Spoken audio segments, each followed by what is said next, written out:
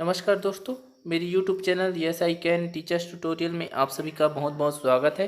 दोस्तों, इस वीडियो के माध्यम से हम लोग छत्तीसगढ़ सहायक शिक्षक भर्ती 2023 और छत्तीसगढ़ सहायक शिक्षक भर्ती 2019 के परीक्षा में पर्यावरण अध्ययन के अंतर्गत जो जो प्रश्न पूछे गए थे उन सारे प्रश्नों को देखेंगे। 2023 में जो प्रश्न पूछे गए थे और 2019 के एग्जाम में जो प्रश्न पूछे गए थे उन सारे प्रश्नों को देखेंगे। तो इस वीडियो में हम लोग पर्यावरण अध्ययन से रिलेटेड 40 प्रश्न देखेंगे और इन प्रश्नों के माध्यम से हम लोग जानने की कोशिश करेंगे कि पर्यावरण अध्ययन के अंतर्गत किस प्रकार के प्रश्न पूछे जाते हैं। इस वीडियो के माध्यम से हम लोग ये भी देखेंगे कि 2019 और 2023 के प्रश्नों में कितना ज़्यादा अंतर है, 2023 के प्रश्न कहाँ से पूछे गए थे और 2019 के प्रश्न कहाँ से पूछे गए थे, ये भी आपको मैं वीडियो में बताते जाऊंगा प्रश्नों के जरिए। तो चलिए शुरुआत करते हैं। पहला प्रश्न यदि देखेंगे तो देखिए, पहला प्रश्न है आपका, भारत के निम्नलिखित में से कौन सा संस्थान पर्यावरण जागरूकता कार्यक्रम का समर्थन करने में महत्वपूर्ण भूमिका निभाता है। ए, भारत का जूलॉजिकल सर्वे, बी, भारत का वनस्पतिक सर्वेक्षण, सी, भारत के वन्य जीव संस्थान, डी, ऊपर के सभी। तो देखिए, ये अभी मैं कौन से एग्जाम के क्वेश्चन को पढ़ रहा हूँ, तो ये पढ़ रहा हूँ मैं 2023 के। 2023 में जो जो प्रश्न पूछे गए थे वहाँ से शुरुआत किए हैं। तो इसका आंसर है आपका ऊपर के सभी। कौन सा आंसर है इसका? करेक्ट आंसर है इसका ऊपर के सभी। तो देखिए, ये प्रश्न जो है आपके यूजीसी नेट लेवल के प्रश्न है ना। यूजीसी नेट में भी इसी प्रकार के प्रश्न पूछे जाते हैं। चलिए अगला प्रश्न देखते हैं। प्राकृतिक गैस मुख्य रूप से बनी होती है। तो देखिए, A, methane, B, N butane, C, N octane, T, N octane और एन ब्यूटेन का मिश्रण। तो देखिए, इसका करेक्ट आंसर आपका क्या है? इसका करेक्ट आंसर है आपका ए, मीथेन। प्राकृतिक गैस मुख्य रूप से मीथेन से बनी होती है। अगला क्वेश्चन देखते हैं हम लोग। ट्रोपोस्फियर और थर्मोस्फियर संबंधित है। तो देखिए, ये वायुमंडल के परत होते हैं, है ना। वायुमंडल के अलग अलग परत हैं। तो इसका आंसर क्या है आपका? देखिए, ऑप्शन तो दिया है, ए वायुमंडल, बी स्थलमंडल, सी जलमंडल, डी जीवमंडल। तो इसका आंसर है आपका वायुमंडल। ठीक है, तो इसका करेक्ट आंसर वायुमंडल है। ये क्या है? ये जो है वायुमंडल के परत हैं। अगला क्वेश्चन देखते हैं हम लोग। माइंड, सेल्फ एंड सोसाइटी पुस्तक किसने लिखी है? ए, ह्यूमन, बी, ग्रामस्की, सी, मीट, डी, गिडेंस। तो देखिए, इसका करेक्ट आंसर है आपका ऑप्शन सी, मीट। तो देखिए, ये सारे प्रश्न जो है आपके, ज़्यादातर प्रश्न आपको सर्च करेंगे तो आपको नेट में मिल जाएगा। ज़्यादातर प्रश्न किसी न किसी एग्जाम में पूछे गए हैं, वहाँ से प्रश्न उठाए हैं। और कुछ प्रश्न तो ऐसे हैं, लगभग इसमें 20 प्रश्न हैं जो 2023 में। 20 प्रश्न में लगभग 3-4 प्रश्न यूजीसी नेट के एग्ज़ाम में पूछे गए थे। यूजीसी नेट 2022 के एग्ज़ाम में, यूजीसी नेट जून 2012 के एग्ज़ाम में, और इसमें से कुछ प्रश्न हैं जो कर्नाटक सेट एग्ज़ाम में पूछे गए थे। 1-2 प्रश्न हैं जो तेलंगाना सेट एग्ज़ाम में पूछे गए थे। तो आप समझ सकते हैं कि 2023 में किस लेवल के प्रश्न पूछे थे। और सिलेबस से रिलेटेड तो है, लेकिन एग्जैक्ट सिलेबस के रिलेटेड है बोलेंगे तो 2023 के एग्ज़ाम में जो प्रश्न पूछे गए थे वो सिलेबस से रिलेटेड है, लेकिन डायरेक्ट सिलेबस से रिलेटेड नहीं है। इनका जो लेवल है वो थोड़ा से हाई लेवल का था, है ना। तो चलिए देखते हैं इसका करेक्ट आंसर क्या था। इसका करेक्ट आंसर है आपका मीड, ऑप्शन सी, मीड है। माइंड, सेल्फ एंड सोसाइटी पुस्तक मीड ने लिखी थी। अगला क्वेश्चन देखते हैं हम लोग। वॉली और ब्लैक रैपिड टाइट्रेशन विधि का उपयोग किसके निर्धारण के लिए किया जाता है? तो देखिए, इसमें ऑप्शन क्या क्या है। ए, मिट्टी का जैविक कार्बन, बी, मिट्टी का नाइट्रेट, सी, मिट्टी का फास्फेट, डी, मिट्टी का फ्लोराइड। तो देखिए, ये जो है क्वेश्चन आपके या तो कर्नाटक सेट एग्जाम में पूछे गए थे या फिर तेलंगाना सेट एग्जाम में पूछे गए थे। सेट एग्जाम क्या होता है? स्टेट एलिजिबिलिटी टेस्ट, जो कि असिस्टेंट प्रोफेसर के नियुक्ति के लिए, जिस प्रकार से टीचर की नियुक्ति के लिए टेट एग्जाम होता है, उसी प्रकार से असिस्टेंट प्रोफेसर की नियुक्ति के लिए सेट एग्जाम होता है, वहाँ के क्वेश्चन है। ये दोनों में से कोई एक में ये क्वेश्चन जो है पूछा गया था। तो देखिए इसका आंसर क्या होगा। देखिए ऑप्शन है ए मिट्टी का जैविक कार्बन, बी मिट्टी का नाइट्रेट, सी मिट्टी का फास्फेट, डी मिट्टी का फ्लोराइड। तो इसका करेक्ट आंसर है आपका मिट्टी का जैविक कार्बन, है ना। ये जो टेस्ट है ये क्या करता है, मिट्टी का जैविक कार्बन के निर्धारण के लिए किया जाता है। आप लोग भी देखते जाइए कि आप लोगों को कितना सही हो रहा है। चलिए देखते हैं अगला क्वेश्चन। मनुष्य का प्रथम सामाजिक समूह कौन सा है। ए समाज, बी समुदाय, सी परिवार, डी अड़ोस पड़ोस। तो देखिए मनुष्य का प्रथम सामाजिक समूह कहलाता है आपका परिवार। करेक्ट आंसर है आपका सी। अगला क्वेश्चन देखिए, कौन वन्य जीवन अधिनियम के अनुसार एक क्षेत्र को राष्ट्रीय उद्यान के रूप में गठित घोषित कर सकता है। ए उच्चतम न्यायालय, बी हाई कोर्ट, सी राज्य सरकार, डी केंद्रीय सरकार। तो देखिए इसका करेक्ट आंसर आपको राज्य सरकार है। इसका करेक्ट आंसर राज्य सरकार है, लेकिन सीजी व्यापम के द्वारा फाइनल आंसर में इस क्वेश्चन को विलोपित कर दिया गया है। इस क्वेश्चन को जो है विलोपित कर दिया गया है। अब विलोपित करने का उनका कारण समझ नहीं आया, क्योंकि ये क्वेश्चन राज्य सरकार क्या करता है, national board of wild life, है ना, तो उसके अनुशंसा पे उससे सुझाव लेके जो है किसी भी एरिया को क्या करता है, राष्ट्रीय उद्यान घोषित करता है। तो ये राज्य सरकार के जो अधिकार के अधीन आता है, लेकिन फिर भी इस क्वेश्चन को विलोपित कर दिया गया था। तो ये मेरे को समझ नहीं आया कि क्यों विलोपित किया गया था। अगला क्वेश्चन देखते हैं। ईवीएस में एक शिक्षक छात्रों को जानवरों के बारे में पढ़ाने के लिए चिड़ियाघर ले जाता है। यह गतिविधि निम्न के अंतर्गत आती है। तो देखिए ए परियोजना कार्य, बी अभिहस्तांकन, सी क्षेत्र का दौरा, डी प्रयोग। तो इसका करेक्ट आंसर क्या है। देखिए चिड़ियाघर ले जाना मतलब फील्ड विजिट, है ना। इसका करेक्ट आंसर है आपका फील्ड विजिट।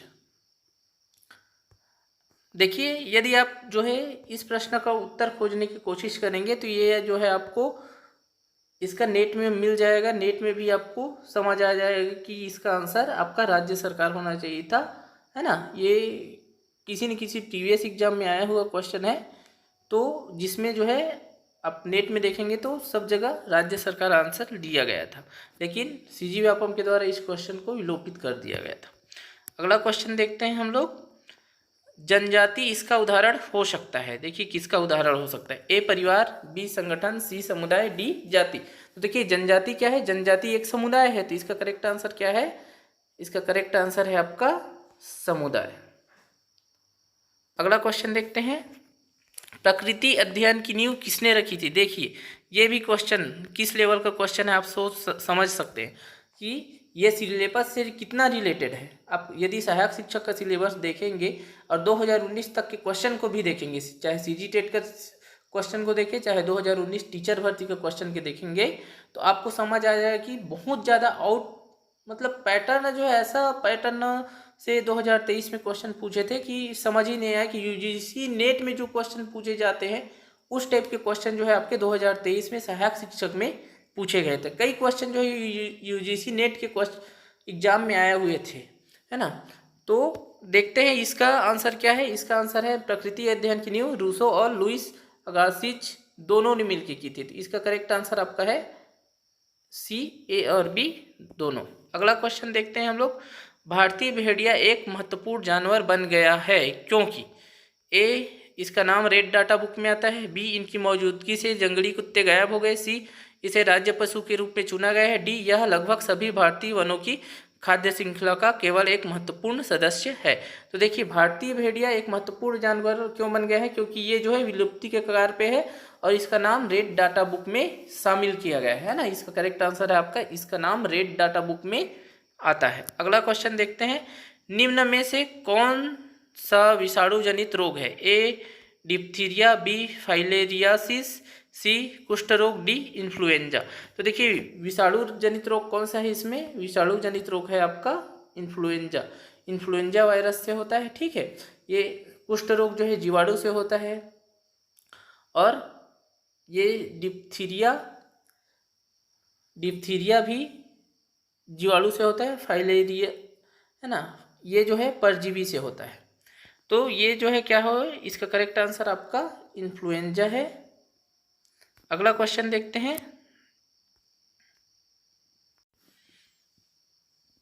चलिए देखते हैं। देखिए इसमें अगला क्वेश्चन है, निम्न में से कौन सा मिट्टी में एक एंडो एंजाइम है। तो देखिए ये क्वेश्चन भी या तो तेलंगाना सेट में आया था या फिर शायद यूजीसी नेट में आया थे। क्वेश्चन जो है यूजीसी नेट का क्वेश्चन है। देखिए, ए सेल्यूलेस, बी इनवर्टेस, सी प्रोटीएस, डी डिहाइड्रोजनेज। तो देखिए इसका करेक्ट आंसर है आपका डी।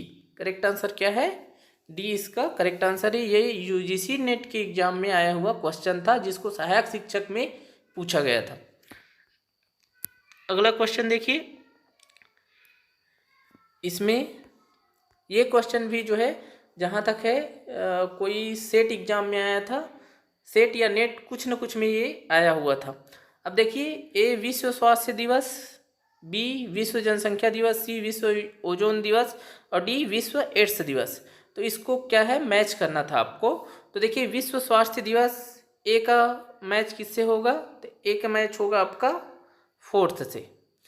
बी विश्व जनसंख्या दिवस, तो विश्व जनसंख्या दिवस कब मनाया जाता है, तो विश्व जनसंख्या दिवस मनाया जाता है 11 जुलाई को। विश्व ओजोन दिवस, तो विश्व ओजोन दिवस आपको मनाया जाता है कब, 16 सितंबर। और विश्व एड्स दिवस, तो विश्व एड्स दिवस मनाया जाता है आपका 1 दिसंबर। तो इसका करेक्ट आंसर क्या है, इसका करेक्ट आंसर आपका बी है करेक्ट आंसर। अगला क्वेश्चन देखिए, अगला प्रश्न देखते हैं। BOD स्तर वाला पानी बहुत अच्छा माना जाता है। ए 1 से 2 ppm, बी 2 से 3 ppm, सी 3 से 5 ppm, डी 4 से 6 ppm। तो देखिए ये BOD क्या है, BOD है आपका बायोकेमिकल ऑक्सीजन डिमांड, है ना, जिसके हिसाब से क्या करते हैं कि पानी अच्छा है, खराब है, पीने योग्य है, नहीं है, इसको देखते हैं, है ना। तो पानी बहुत अच्छा माना जाता है कब, जब इसका क्या हो, जो BOD लेवल जो है कितना हो। तो इसका करेक्ट आंसर है आपका 1 से 2 ppm। ये भी है ना UGC नेट लेवल का क्वेश्चन है। जो UGC नेट वगैरह की तैयारी करते हैं, है ना, उनके लिए है। मैं खुद करता हूँ तो फिर मेरे को पता है कि ये सब क्वेश्चन जो है UGC नेट के क्वेश्चन है।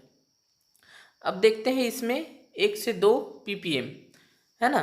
ये ppm क्या है, पार्ट्स पर मिलियन, इसका फुल फॉर्म है। और BOD क्या है, तो BOD है आपका बायोकेमिकल ऑक्सीजन डिमांड, मतलब उसमें ऑक्सीजन लेवल को देखते हैं कि कितना ऑक्सीजन घुला हुआ है ना। ये जो ppm जितना BOD लेवल जितना कम होता है ना, उसमें उतना ही ज़्यादा ऑक्सीजन अच्छे से रहता है। अब देखते हैं अगला हम लोग, एक भूकंप को प्रमुख के रूप में रेट किया जाता है यदि रिक्टर स्केल में इसकी तीव्रता की सीमा होती है। ठीक है, अब ये जो है आपका रिएक्टर पैमाना जो भूकंप नापने के लिए बना होता है, उसके अलग अलग पैमाने हैं। कौन कब कितने में हल्का भूकंप माना जाता है, कितने में ज़्यादा भूकंप माना जाता है, तो बहुत सारा उसका वो है। ठीक है, तो ये क्वेश्चन इसका आंसर क्या होगा, अगर ऑप्शन देखें तो 4 से 4.9 तक।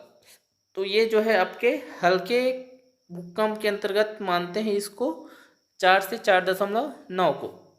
बी जो है ये इसको मानते हैं आपके मध्यम, क्या मानते हैं, मध्यम मानते हैं, 5 से लेकर 5.9 तक। सी जो 6.0 से लेकर 6.9 तक, इसको शक्तिशाली मानते हैं, इसको शक्तिशाली। और जो 7.0 से लेकर 7.9, ये जो है प्रमुख के कैटेगरी में आता है। ठीक है, ये क्या आता है, प्रमुख। तो इसका करेक्ट आंसर आपका क्या होगा, इसका करेक्ट आंसर है आपका, देखिए क्या पूछा है, प्रमुख के रूप में रेट किया जाता है। तो प्रमुख के रूप में रेट किया जाता है किसको, इसका करेक्ट आंसर है आपका डी।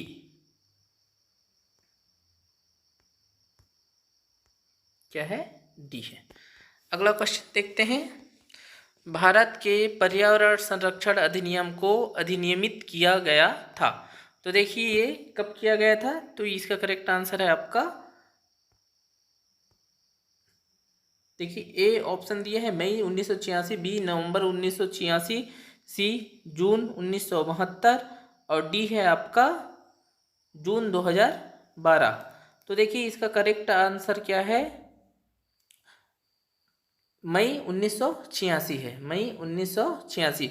जहाँ तक है इसका मेरे ख्याल से 23 मई को हुआ था, ये 23 मई को अधिनियमित किया गया था इसको। तो चलिए देखते हैं, सभी खाद्य श्रृंखलाएं पौधों से ही क्यों शुरू होती है। देखिए ए क्योंकि पौधे आसानी से उग जाते हैं, बी क्योंकि पौधे पौष्टिक होते हैं, सी क्योंकि पौधे अपनी ऊर्जा स्वयं उत्पन्न कर सकते हैं और डी क्योंकि पौधों को ऊर्जा की आवश्यकता नहीं होती है। तो देखिए इसका करेक्ट आंसर क्या है, क्योंकि पौधे अपनी ऊर्जा स्वयं उत्पन्न कर सकते हैं, है ना। करेक्ट आंसर इसका क्या है, क्योंकि पौधे अपनी ऊर्जा स्वयं उत्पन्न कर सकते हैं, इसका करेक्ट आंसर है। अगला क्वेश्चन देखते हैं, कपास के बीजों से रुई को अलग करने की प्रक्रिया है, ए बुनाई, बी कतरनी, सी कताई, डी ओटाई। तो देखिए कपास के बीजों से रुई को अलग करने की प्रक्रिया क्या कहलाती है, ओटाई कहलाती है। क्या करेक्ट आंसर इसका क्या है, ओटाई है। अगला क्वेश्चन देखते हैं, खतरनाक अपशिष्ट की विशेषता है।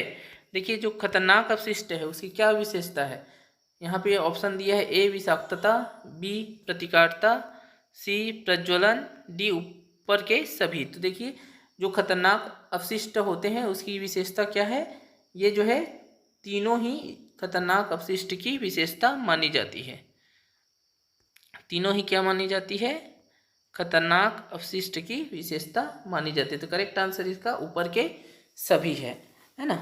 अब देखिए विषाक्तता मतलब जिसमें जहरीलापन हो, प्रतिकारता मतलब जो ज़्यादा रिएक्टिविटी है ना, जिसका ज़्यादा प्रतिकारक क्षमता ज़्यादा हो, प्रज्वलन मतलब जो ज्वलनशील है ना।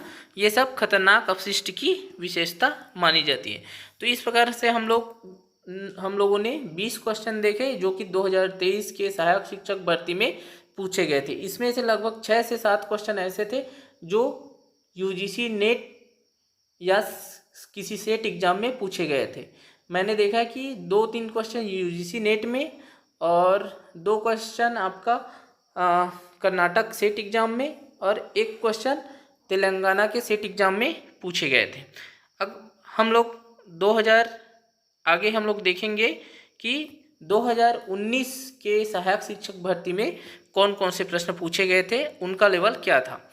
तो आपको मैं बता दूं कि इसमें जो है मैं जो बुक बताया था डीएलएड सेकेंड ईयर की पर्यावरण विषय की तैयारी के लिए, इसमें उस बुक को पढ़ने से कोई फ़ायदा नहीं होता।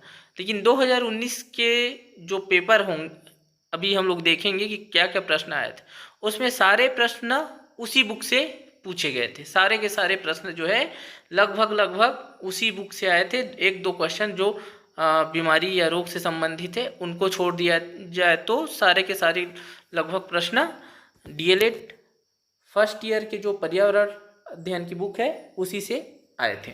हम लोग देखते हैं 2019 के विभिन्न प्रश्नों को। चलिए देखते हैं 2019 के सहायक शिक्षक भर्ती में कौन कौन से प्रश्न पूछे गए थे। तो चलिए देखते हैं, पहला प्रश्न इस 2019 का था। ये सारे प्रश्न कहाँ से थे, 2019 के सहायक शिक्षक भर्ती के प्रश्न हैं। तो पहला देखते हैं कि क्या प्रश्न पूछा गया था, ज्ञान निर्माण में निम्न में से किसकी आवश्यकता होती है, ए अनुभव, बी अवधारणा विकास, सी अन्वेषण तथा सत्यापन, डी उपरोक्त सभी। आप लोग भी टिक लगाते जाइएगा कि आप लोगों को कितना सही हो रहा है। तो चलिए देखते हैं इसका करेक्ट आंसर क्या है कि ज्ञान निर्माण में किसकी आवश्यकता होती है, तो अनुभव की भी होती है, अवधारणा विकास की भी, अन्वेषण तथा सत्यापन की भी। तो करेक्ट आंसर इसका क्या होगा, इसका करेक्ट आंसर होगा आपका उपरोक्त सभी। अगला क्वेश्चन देखते हैं, घास, टिड्डा, मेढक। देखिए घास को क्या है, घास जो है घास को टिड्डा खाता है, टिड्डा को मेढक, मेढक को सांप, सांप को बाज।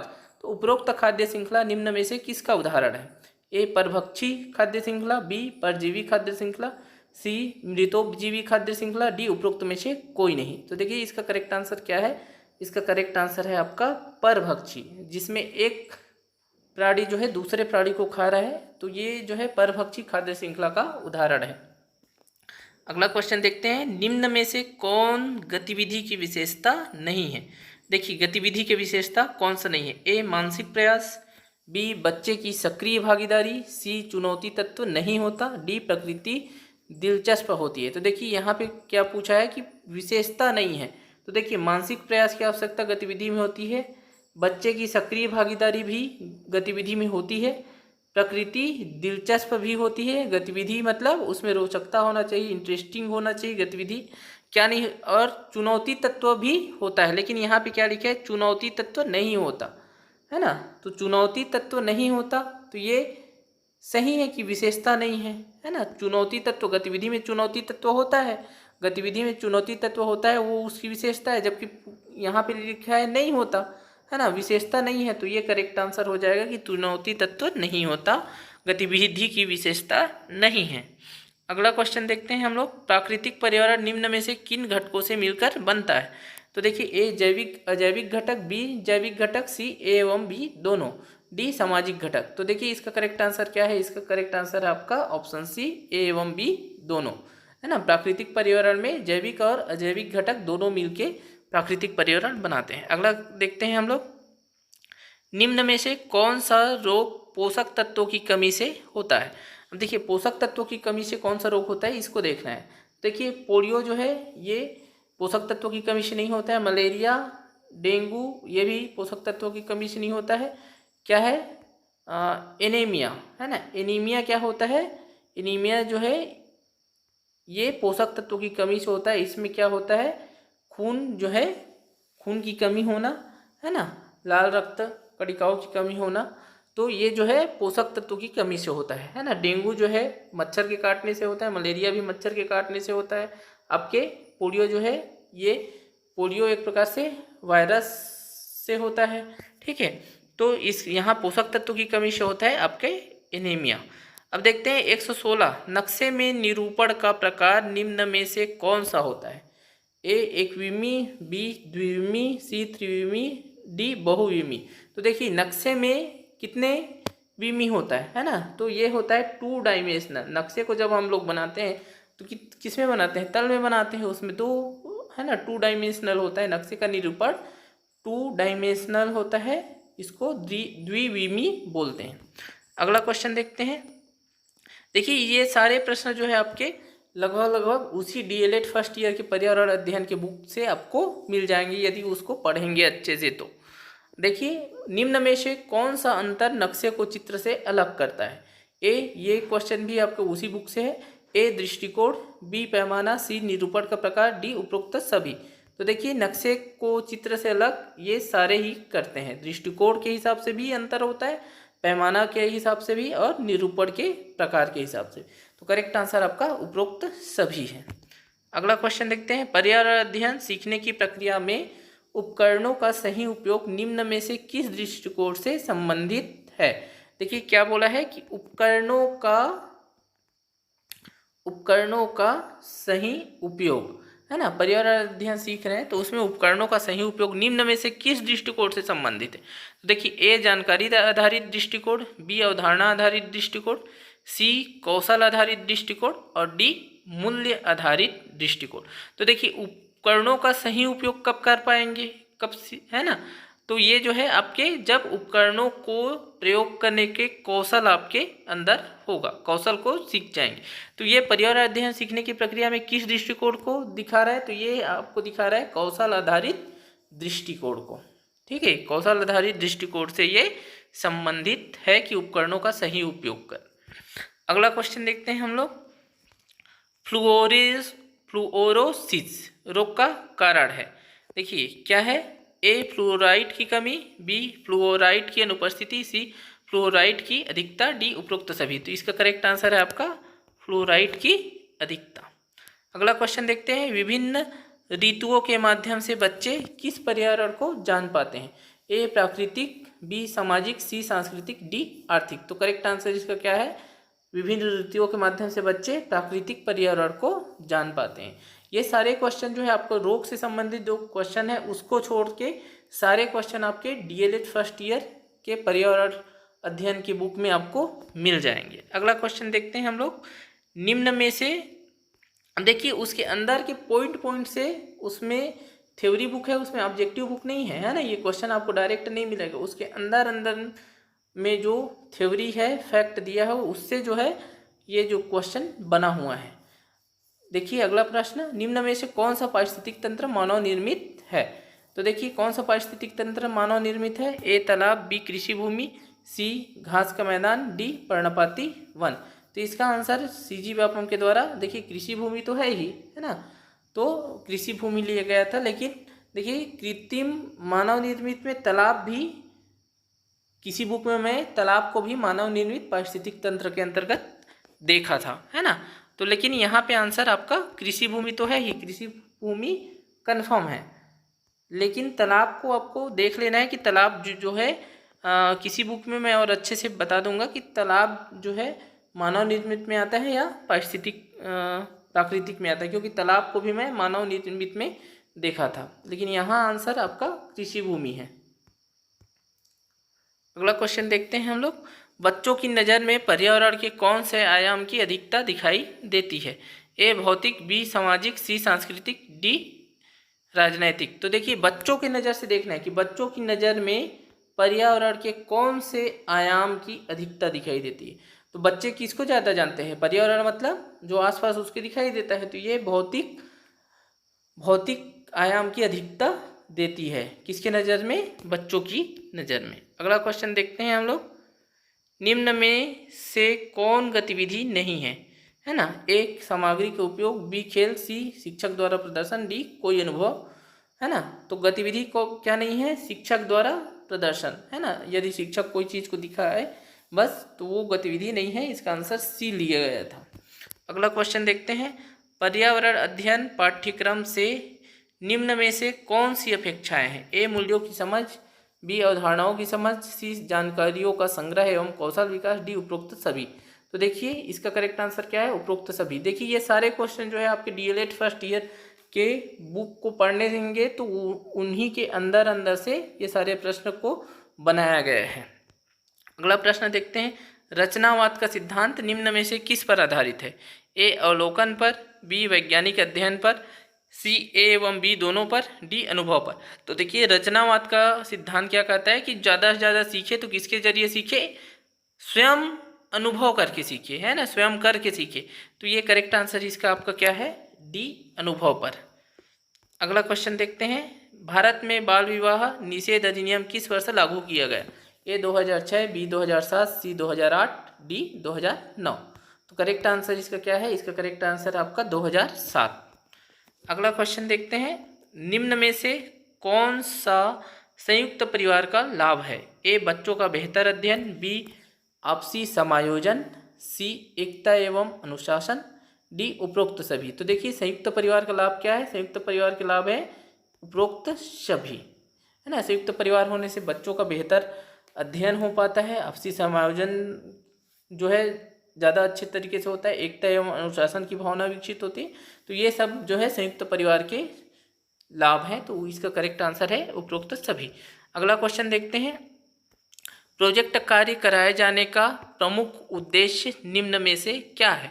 ए सैद्धांतिक शिक्षण, बी प्रायोगिक शिक्षण, सी क्षमता का आकलन, डी स्व मूल्यांकन। तो देखिए इसका प्रमुख उद्देश्य क्या है, इसका प्रमुख उद्देश्य है कि प्रायोगिक शिक्षण, है ना, कि स्वयं करके प्रयोग के द्वारा सीखे, ये जो है इसका प्रमुख उद्देश्य माना गया है। तो करेक्ट आंसर इसका क्या है, बी प्रायोगिक शिक्षण। अगला क्वेश्चन देखते हैं। सीखने में शिक्षक की भूमिका क्या होती है। तो देखिए सीखने में शिक्षक की भूमिका क्या होती है। ए यहाँ पे दिया ज्ञानदाता, बी मार्गदर्शक, सी प्रेरक, डी सुविधादाता। तो देखिए यहाँ पे सीजी व्यापम के द्वारा इस एग्जाम में आंसर लिया गया था मार्गदर्शक। क्या आंसर लिया गया था, मार्गदर्शक। जबकि एनसीएफ 2005 के हिसाब से यदि आप देखेंगे तो शिक्षक में, और एनसीएफ 2005 एक महत्वपूर्ण दस्तावेज है जो जिसको सब मानते हैं, है ना। तो उसके हिसाब से अगर सीखने में शिक्षक की भूमिका देखते हैं तो उसके हिसाब से आपका सुविधादाता होना चाहिए। लेकिन इसमें फाइनल आंसर में आपका इस क्वेश्चन के लिए आंसर मार्गदर्शक लिया गया था। और एक बार जब इंग्लिश पेडागोजी में कोई किसी साल में पूछा गया था यही क्वेश्चन कि टीचर की भूमिका क्या होती, तो वहाँ पे आपका सुविधादाता के रूप में लिया गया था। तो लेकिन यहाँ पे आंसर जो है मार्गदर्शक लिया गया था फाइनल आंसर में, तो देख लीजिएगा। और ठीक है, यहाँ पे आंसर आपका मार्गदर्शक लिया गया है। अगला क्वेश्चन देखते हैं, समाज में नशाखोरी फैलने का कारण निम्न में से कौन नहीं है। देखिए नहीं है खोजना है ना, तो देखिए शिक्षा की कमी, ये तो नशाखोरी बढ़ने का कारण है। नशा संबंधी पदार्थों की खुलेआम बिक्री, ये भी है। सी पाश्चात्य संस्कृति, ये भी है। नशा मुक्ति केंद्र, तो देखिए नशा मुक्ति केंद्र जो है नशाखोरी फैलने का कारण नहीं है, क्योंकि नशा मुक्ति केंद्र तो नशाखोरी कम करने के लिए होता है ना। तो करेक्ट आंसर यहाँ पे डी हो जाएगा। तो दोस्तों इस प्रकार हम लोग देखते हैं कि 2019 और 2023 के पर्यावरण विषय के अंतर्गत सहायक शिक्षक में किस प्रकार के प्रश्न पूछे गए थे। हमने देखा कि 2023 का जो लेवल था क्वेश्चन का लेवल और 2019 का लेवल था, बहुत ज़्यादा डिफरेंस था। 2019 में मैक्सिमम 16 क्वेश्चन जो है केवल डीएलएड फर्स्ट ईयर के बुक से आपको देखने को मिल सकते हैं, जबकि 2023 के एग्ज़ाम में आप उस बुक से आपको एक भी नहीं मिलेगा। तो इसलिए आपको यदि पर्यावरण की तैयारी करना है तो आपको डीएलएड फर्स्ट ईयर की बुक को तो पढ़ना ही है। उससे आपको क्या होगा, पर्यावरण शिक्षा से संबंधित आपको अंडरस्टैंडिंग होगी। यदि 2019 के हिसाब से इस बार प्रश्न आएंगे तो श्योर है कि उस बुक से प्रश्न देखने को मिलेंगे आपको। सारे के सारे भले ना मिले, लेकिन बहुत सारे प्रश्न आपको देखने को मिल सकते हैं। और यदि 2023 के हिसाब से प्रश्न आएंगे तब तो फिर आपको दूसरे और बुक को पढ़ने की आवश्यकता पड़ेगी, जो पर्यावरण से रिलेटेड बेसिक बुक है ना, उनको आपको पढ़ने की आवश्यकता होगी। तो दोस्तों इस वीडियो में इतना ही, मिलेंगे नेक्स्ट वीडियो में। तब तक के लिए नमस्कार, धन्यवाद। यदि वीडियो पसंद आया तो वीडियो को शेयर कीजिए, लाइक कीजिए।